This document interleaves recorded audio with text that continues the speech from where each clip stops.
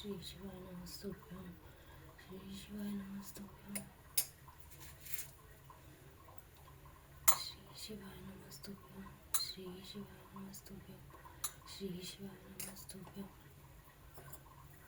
श्री शिवाय नमस्तुभ्यं श्री शिवाय नमस्तुभ्यं श्री शिवाय नमस्तुभ्यं।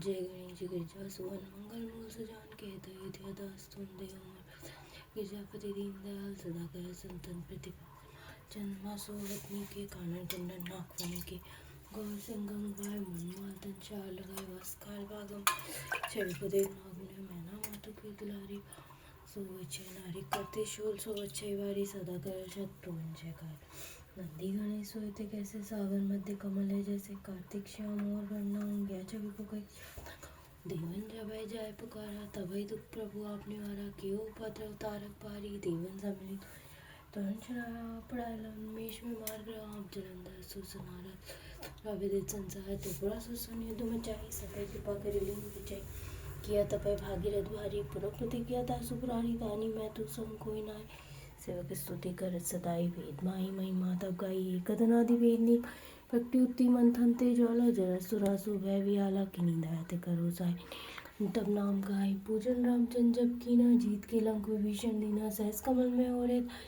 परीक्षा तय पुरारी एक कमल प्रभु राखो गोई कमल नैन पूजन जय सोई कठिन भक्ति देखी प्रभु शंकर प्रश्न दिए चित्व जय जय जय अनंत विनाशी सदा करत के पागटवासी दुष्ट सकल नित्मय सता प्रमित्र में चैन राहित राही में नाथ पुकारो ये हो समय अनुभार माता पिता वादा सब संकट में नहीं कोई स्वामी है क्या आज तुम्हारी आया हम संकट बारी को देख सदाई जो कोई जाचे सो फल पाए स्तुति की विधि करो तुम्हारी शमुना तक चूक तुम कर को संकट के नाशन विघ्न नाशन मंगल कारण योग्य तिपनी ध्यान लगाए नाशा शीश नमः शिवाय सो ब्रह्मादिक पार न पाए जो पाठ करे मन लाई तापर होते शंभु साई ऋषि जो कोई होतकारी पाठ कर सो पावन पुत्र उनकर इच्छा कोई निश्चय से प्रसाद हो त्योदशी को लावे ध्यान पूर्वक होम कराए त्योदशी व्रत करे हमेशा तन्यता की रहे कलेशा दूध दीप निवेद चढ़ा मुख पाठ सुनाए जन्म जन्म के पाप निसाए अंतकाल शिवपुर में पाए कहते हो आज तुम्हारी जान सकल दुख हमारी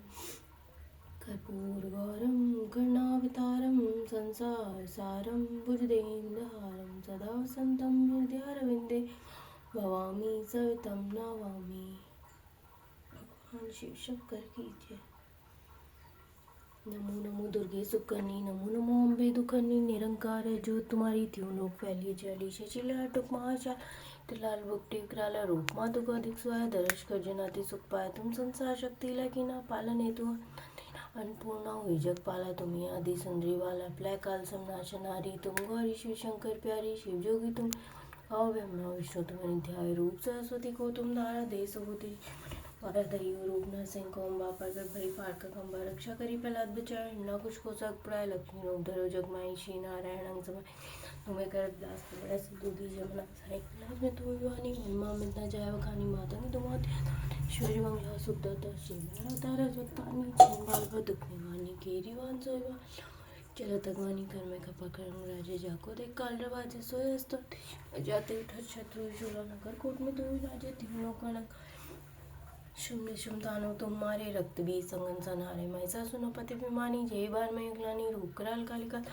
से तुम थी सनारा पड़ी घाट संतन पर जब जब भैसा मातु तुम तब तक हमार पूरी बासा लोका तब महिमा सब रहे जो मैं जो तुम्हारी तुम सदा पूजे न नारी प्रेम भक्ति से जो जस गावे दुख दरित निकट नहीं आवे दया तुम्हें जो नर्मल ताको छुट जाए जोगी सुननी के पुकारी जोग न बिन शक्ति तुम्हारी शंकर आशा तब की नो काम क्रोध जीती सब दिन ध्यान धरो शंकर को काउ काल नहीं सुमरो तुमको शक्ति रूप को मारन पाए शक्ति गई तुम मन पछताए शरणागत हुई कीर्ति बखानी जय जय जय जगदम प्रसन्न आदि जगदम्बा दे शक्ति ने की लंबा को मातु कष्ट दिगेरो तुम बिन कौन हरे दुख मेरो आशा तृष्णा निपट सताए मोर में नादिक सब शायद शत्रु आज की जमरानी सुंदर इच्छित करो कृपाए मातु दयाल हृदय से धीरे करो निहाल जब लगी जीवन दया फल पाओ तुम जस मैं सदा सुनाऊं दुर्गा चल से जो कोई रहे सब हो पर गमधब्जे बालगभूतनम बालकं शांतिकारकम संगात विदिशना मैत्रीकरण भूतनम बालकं शांतिकारकम संगात विदिशना मैत्रीकरण मुक्तम बालगभूतनम बालकं शांतिकारकम संगात विदिशना मैत्रीकरण मुक्तम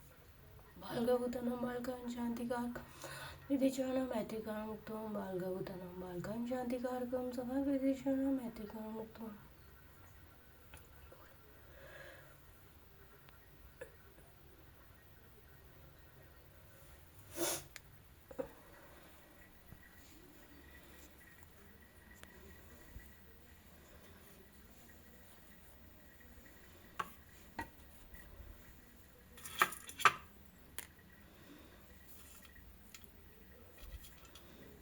पूर्णमासी व्रत कथा।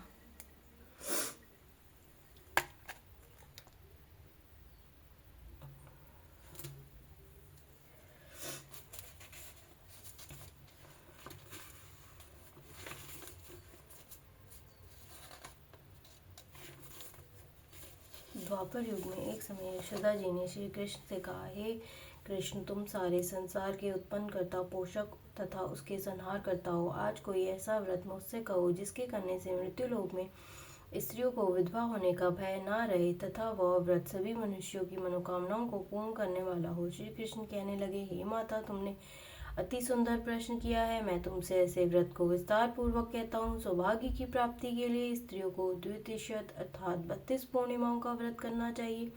इस व्रत के करने से स्त्रियों को सौभाग्य व संपत्ति मिलती है। यह व्रत अचल सौभाग्य देने वाला एवं भगवान शंकर के प्रति मनुष्य मात्र की भक्ति को बढ़ाने वाला है।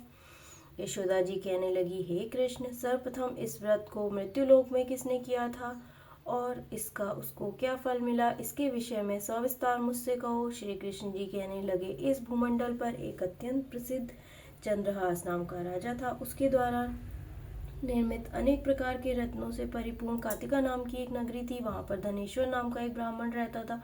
उसकी रूपवती नाम की स्त्री थी। दोनों उस नगर में बड़े प्रेम के साथ रहते थे। घर में धन धान्य आदि की कमी नहीं थी। संतान ना होने के कारण उनको बड़ा दुख था। एक समय एक बड़ा तपस्वी योगी उसी नगरी में आया। वह योगी उस ब्राह्मण को के घर को छोड़कर अन्य सब घरों से भिक्षा लाकर भोजन किया करता था। रूपवती से वह भिक्षा नहीं लिया करता था। वह योगी एक दिन भिक्षा लेकर गंगा के किनारे जाकर भिक्षा में प्राप्त अन्न को प्रेम पूर्वक खा रहा था कि धनेश्वर ने योगी का वह सर्व कार्य किसी प्रकार से देख लिया। अपनी भिक्षा के अनादर से दुखी होकर धनेश्वर योगी से बोला, महात्मन, आप सब घरों से भिक्षा लेते परंतु मेरे घर की भिक्षा कभी नहीं लेते, इसका कारण क्या है? योगी कहने लगा कि निसंतान के घर की भिक्षा पतितों के अन्न तुल्य होती है और जो पतितों का अन्न खाता है वो पतित हो जाता है। चूंकि तुम निसंतान हो अतः पतित हो जाने के भय से मैं तुम्हारे घर की भिक्षा नहीं लेता हूँ। धनेश्वर यह बात सुनकर अपने मन में बहुत दुखी हुआ और हाथ जोड़कर योगी के पैरों में गिर पड़ा और आर्तभाव से कहने लगा, हे महाराज, यदि ऐसा है तो आप मुझको पुत्र प्राप्ति का उपाय बतलाएं। आप सर्वज्ञ हैं, मुझ पर अवश्य यह कृपा कीजिए। धन की मेरे घर में कोई कमी नहीं, परंतु मैं पुत्र न होने के कारण अत्यंत दुखी हूँ।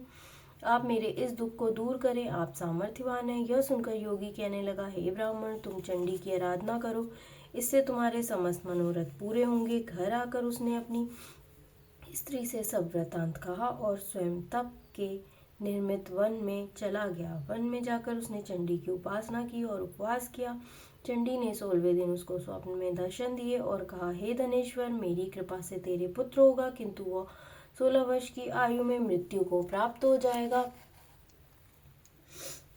यदि तुम दोनों स्त्री पुरुष 32 पूर्णिमाओं का व्रत विधि पूर्वक करोगे तो वह दीर्घायु हो जाएगा। अपनी शक्ति सामर्थ्य के अनुसार आटे के दिए बनाकर शिव जी का पूजन करना, परंतु 32 पूर्णिमा व्रत हो जाने चाहिए।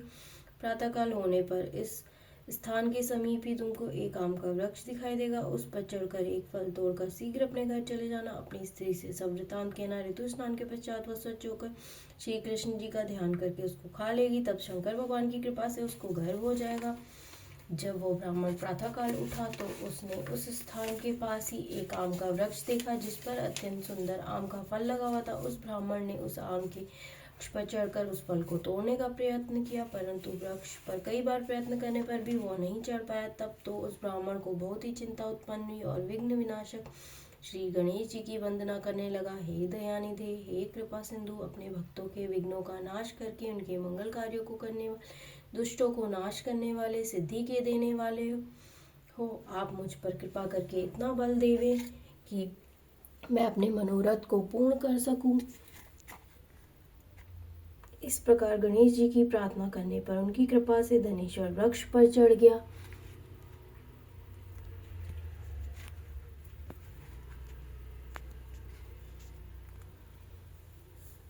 और उसको एक अति सुंदर आम का फल दिखाई दिया। उसने सोचा कि जो वरदान से फल मिलना था वह यही है, अन्य कोई फल दिखाई नहीं देता। यह सोचकर धनेश्वर ब्राह्मण ने उस फल को तोड़कर अपनी स्त्री को लाकर दिया और उसकी स्त्री ने अपने पति के कथनानुसार फल को खा लिया और वह गर्भवती हो गई। देवी जी की असीम कृपा से उसने एक अत्यंत सुंदर पुत्र उत्पन्न हुआ जिसका नाम उन्होंने देवदास रखा। राम माता पिता के हर्ष और शोक के साथ वह बालक शुक्ल पक्ष की चंद्रमा की भांति अपने पिता के घर में बढ़ने लगा। भवानी की कृपा से वह बालक बहुत ही सुंदर, सुशील, विद्या पढ़ने में निपुण हो गया।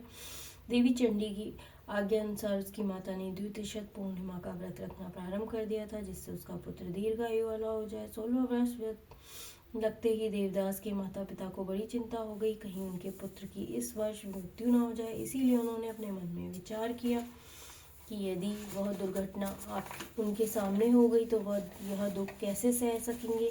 इसीलिए उन्होंने देवदास के मामा को बुलाया और कहा कि हमारी इच्छा है कि देवदास 1 वर्ष तक काशी में जाकर विद्या अध्ययन करे और हम उसको अकेला भी नहीं छोड़ना चाहते, इसीलिए तुम उसके साथ चले जाओ। सब प्रबंध करके उसके माता पिता ने काशी जाने के लिए देवदास को एक घोड़े पर बैठाकर उसके मामा को उसके साथ कर दिया, किंतु यह बात उसके मामा के अतिरिक्त किसी और से नहीं कही। धनेश्वर ने सपत्नीक अपने पुत्र की मंगल कामना और दीर्घायु के लिए माँ चंडी की उपासना की।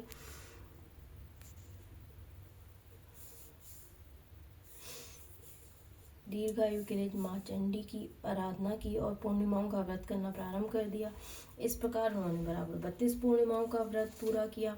कुछ समय बाद एक दिन दोनों मामा भांजे मार्ग में रात्रि बिताने के लिए किसी ग्राम में ठहरे हुए थे। उसी दिन गांव में एक ब्राह्मण की अत्यंत सुंदर, सुशील और विदुषी गुणवती कन्या का विवाह होने वाला था। जिस धर्मशाला के अंदर वर और उसकी बारात ठहरी हुई थी, उसी धर्मशाला में देवदास और उसके मामा भी ठहरे हुए थे। संयोगवश जब कन्या को तेल आदि चढ़ाकर मंडप का कृत्य किया गया तो लगन के समय वर को धुना व्रत हो गया। असुत वर के पिता ने अपने कुटुंबियों से परामर्श करके निश्चय किया कि मैं इसके साथ ही लगन करा दूं और बाद में विवाह के अन्य कार्य मेरे लड़के के साथ हो जाएंगे। ऐसा सोचकर वह देवदास के मामा से आकर बोला कि तुम थोड़ी देर के लिए अपने भांजे को हमें दे दो, जिससे विवाह के लगन का सब कृत्य सुचारू रूप से हो सके। तब उसका मामा कहने लगा कि जो कुछ भी मधुपक आदि कन्यादान के समय वर को मिले वह सब हमें दे दिया जाए तो मेरा भांजा इस बारात का दूल्हा बन जाएगा। यह बात वर के पिता ने स्वीकार कर लेने पर उसने अपना भांजा वर के स्थान पर भेज दिया और उसके साथ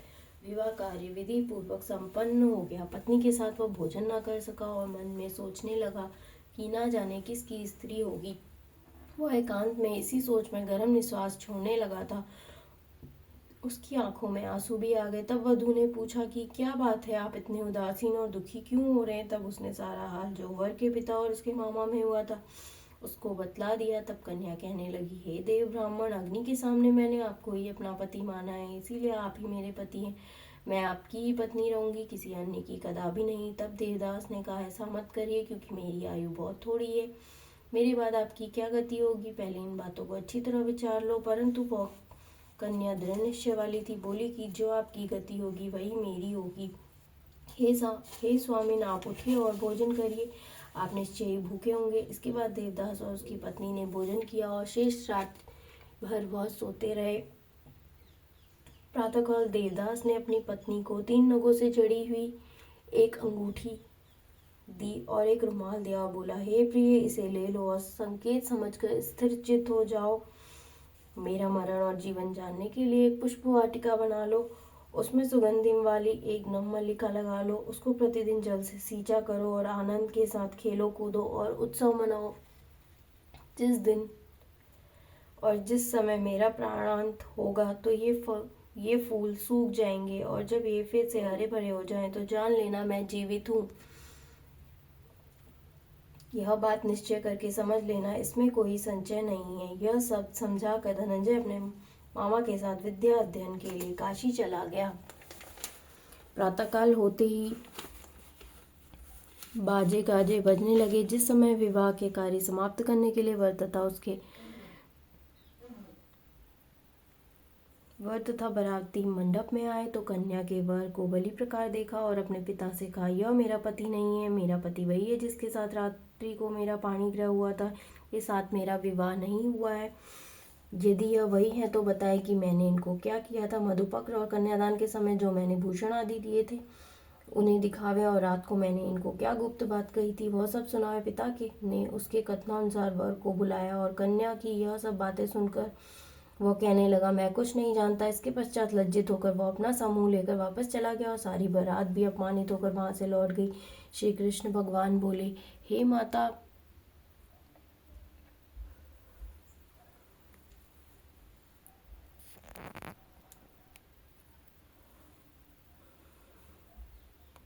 इस प्रकार देवदास काशी विद्या अध्ययन के लिए चला गया। जब कुछ समय बीत गया तो काल से प्रेरित होकर एक सर्प रात्रि के समय उसको डसने के लिए वहां पर आया। उस विषधर के प्रभाव से उसके सहन का स्थान चारों ओर विष से विषैला हो गया, परंतु व्रतराज के प्रभाव से वह उसको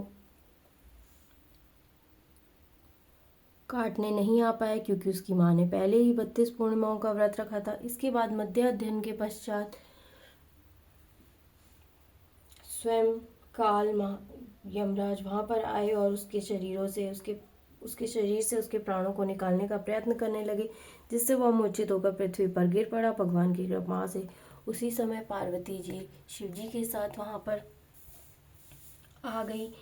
उसको मूर्छित दशा देखकर पार्वती जी ने भगवान शिव जी से प्रार्थना की, महाराज, इस बालक की माता ने पहले ही 32 पूर्णिमाओं का व्रत किया था, जिसके प्रभाव से हे भगवान आप इसको प्राणदान दें। श्री पार्वती के कहने पर भक्तवत्सल भगवान शिव जी ने उसको प्राणदान दिए और वापस चले गए। इस व्रत के प्रभाव से ही काल मृत्यु को छोड़ देना पड़ा और बहुत स्वस्थ होकर बैठ गया। उधर उसकी स्त्री प्रतीक्षा किया करती थी। जब उसने देखा कि वाटिका में पत्र, पुष्प, फूल आदि कुछ भी नहीं रहे तो उसको अत्यंत आश्चर्य हुआ। जब वह फिर से हरी भरी हो गई तो वह जान गई कि मेरे पति जीवित हो गए। यह देखकर वह बहुत प्रसन्न मन से अपने पिता से कहने लगी, पिताजी, मेरे पति जीवित हैं, आप उनको ढूंढिए। 16 वर्ष व्यतीत हो गया तब देवदास अपने मामा के साथ काशी से वापस अपने घर चल दिए। इधर उसके ससुर उसको ढूंढने के लिए अपने घर से जाने ही वाले थे कि वह दोनों मामा भांजे वहां पर आ गए। उनको आया देखकर ससुर को बड़ी प्रसन्नता हुई और वह उनको अपने घर में ले आए। उस समय नगर के निवासी भी वहां पर इकट्ठा हो गए और सबने निश्चय किया कि अवश्य ही इसी बालक के साथ इस कन्या का विवाह हुआ था। उस बालक को जब कन्या ने देखा तो पहचान लिया और कहा कि यह वही है जो संकेत करके गया था। तदुपरांत सभी कहने लगे, अच्छा हुआ जो यह आ गया, और सब नगरवासियों ने खुशी मनाई। कुछ दिन पश्चात देवदास अपनी पत्नी तथा मामा के साथ अपने ससुर के घर से बहुत सा दान दहेज में लेकर अपने घर के लिए चल दिए। अपना नगर आने पर तो कई लोगों ने उनको देखकर उनके माता पिता को पहले ही जाकर सूचना दे दी कि तुम्हारे पुत्र देवदास अपनी पत्नी और मामा सहित आ रहे हैं। ऐसा समाचार सुनकर पहले तो उन्हें विश्वास नहीं हुआ, किंतु जब अन्य लोगों ने भी आकर उनकी बात का समर्थन किया तो उनको बड़ा आश्चर्य हुआ। लेकिन थोड़ी देर में देवदास ने आकर अपने माता पिता के चरणों में अपना सिर रखकर प्रणाम किया। उसकी पत्नी ने भी सास ससुर के पैरों का स्पर्श किया। माता पिता ने अपने पुत्र और पुत्र वधू को हृदय से लगा दिया। दोनों की आंखों से प्रेम आंसू बह चले। अपने पुत्र और पुत्र वधू के आने की खुशी में धनेश्वर ने बड़ा भारी उत्सव किया और ब्राह्मणों को बहुत सी दक्षिणा आदि देकर प्रसन्न किया। श्री कृष्ण जी कहने लगे, इस प्रकार धनेश्वर 32 पूर्णिमाओं के व्रत के प्रभाव से काल मृत्यु से श्री कृष्ण जी कहने लगे कि इस प्रकार धनेश्वर 32 पूर्णिमाओं के व्रत के प्रभाव से पुत्रवान हो गया। जो भी स्त्रियां इस व्रत को करती हैं वे जन्म जन्मांतर में वैभवती का दुख नहीं भोगती और सदैव सौभाग्यवती रहती है। यह मेरा वचन है, इस व्रत में कोई संदेह नहीं है। यह व्रत पुत्र पौत्र आदि को देने वाला तथा समस्त मनोकामनाओं को पूर्ण करने वाला है। 32 पूर्णिमाओं का व्रत करने से व्रती की सब इच्छाएं भगवान शिव जी की कृपा से पूर्ण होती है। बोलो भक्तवत्सल भगवान शिव जी की